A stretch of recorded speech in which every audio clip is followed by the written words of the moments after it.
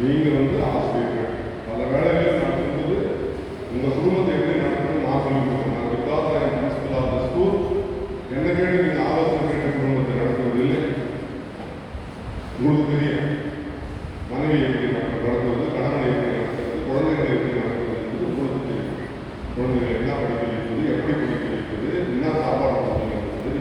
அதே போலதான் உங்களுக்கு 60 குழந்தைகள், 40 குழந்தைகள், 35 குழந்தைகளுக்கு ஒப்படைக்க.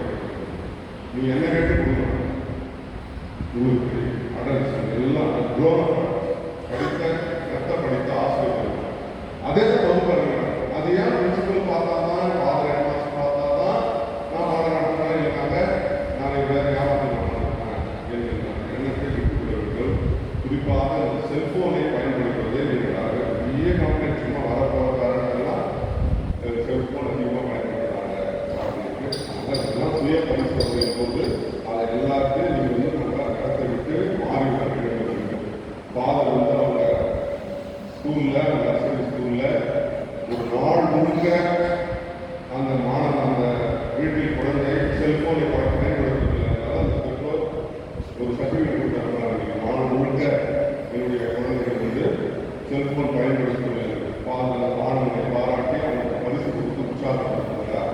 பெற்றோர்கள் வந்து எனக்கு ஒரு கடிதமும் வந்து பேரண்ட்கள் நல்ல திட்டத்தை அறிமுகப்படுத்திவிட்டார். செல்போனை பயன்படுத்தாமல் குழந்தைகளை மோட்டிவேட் பண்ண வேண்டும். ஒரு சின்ன சின்ன முயற்சி தான். அப்படின்னா நான் பரிசை அறிவிக்கணும் போல கிளாஸ் வந்து அட்டன்ஸ் போடுறதை தவிர என்னுடைய ஆசிரியர்கள் செல்போனை பயன்படுத்துவதில்லை. யார் சர்டிஃபிகேட் கொடுத்துருந்தது நானே தான். அதனால நல்ல வாய்ப்பாக பயன்படுத்தி கொண்டு நம்ம பொறுப்போடு இருக்கிறோம். அதனால வந்து அட்டன்ஸ் மட்டும் போட்டு பாடத்தை நடத்துவோம். அதுக்காக செல்போன் நேரத்தை குழந்தைகளுடைய நேரத்தை வீணடித்து